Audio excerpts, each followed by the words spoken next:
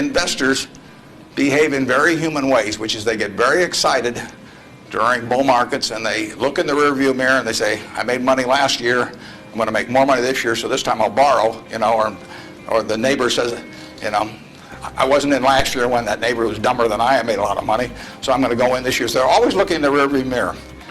And when they look in the rearview mirror and they see a lot of money having been made in the last few years, they plow in and they just push and push and push on prices.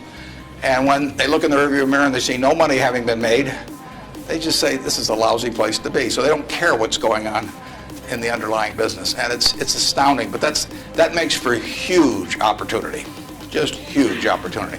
I mean, I've lived through roughly half, in an investing sense, about half that period.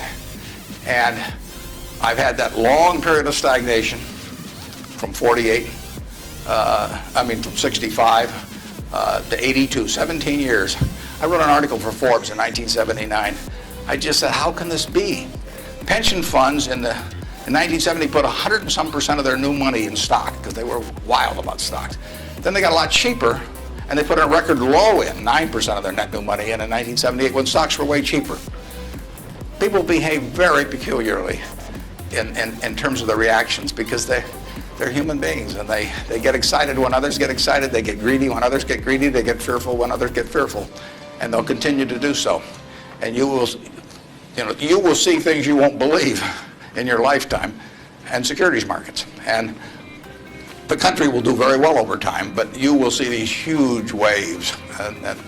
And if you can stay objective throughout that, if you can detach yourself temperamentally from the crowd, you get very rich.